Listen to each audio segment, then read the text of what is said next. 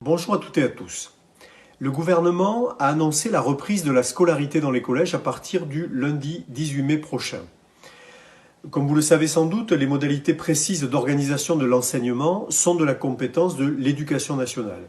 Quel est le rôle du département? Eh bien, nous sommes responsables de la construction des 105 collèges publics de la Gironde, mais aussi de leur entretien et de la restauration scolaire. Et nous avons pour cela 1200 agents du département qui assurent ces missions au quotidien. Alors nous préparons bien sûr d'ores et déjà les conditions de réouverture des collèges, d'abord en nous appuyant sur les recommandations sanitaires, celles du comité scientifique national, celles de l'agence régionale de santé, mais aussi celles de l'agence nationale de sécurité sanitaire. Et bien entendu, nous échangeons avec les principaux, avec les gestionnaires, avec nos propres agents, avec les représentants des parents d'élèves, le tout en lien avec nos services de prévention.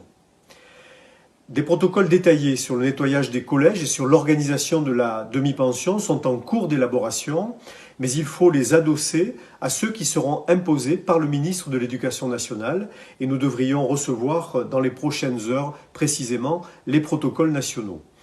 Ils donneront, nos protocoles, des consignes claires sur les équipements des personnels, sur le nettoyage par secteur et par surface, sur la fréquence du nettoyage également et de la désinfection, sur les matériels à utiliser et bien sûr sur le respect des gestes barrières.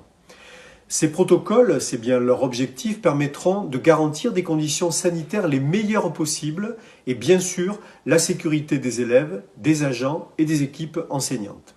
Concernant la demi-pension, nous prévoyons la possibilité de fournir des paniers repas froids pour la période allant jusqu'à début juillet.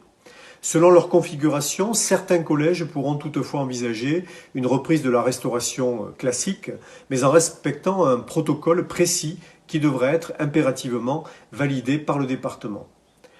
Tous ces protocoles, qui sont donc travaillés et vont être finalisés, seront soumis au comité hygiène et sécurité du département lundi 4 mai prochain.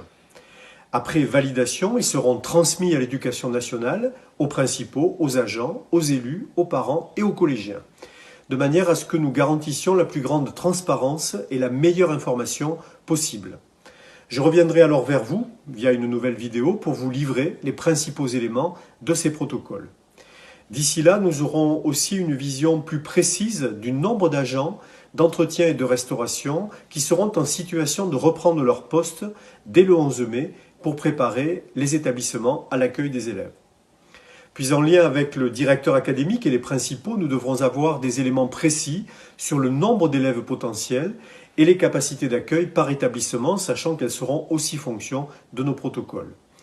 Pour certains élèves, pour certaines familles, mais aussi certains professionnels, le retour au collège est évidemment très important et c'est parfois d'ailleurs une nécessité pour éviter un décrochage, pour renouer des liens, pour rompre une fragilité, pour reprendre un début de vie normal.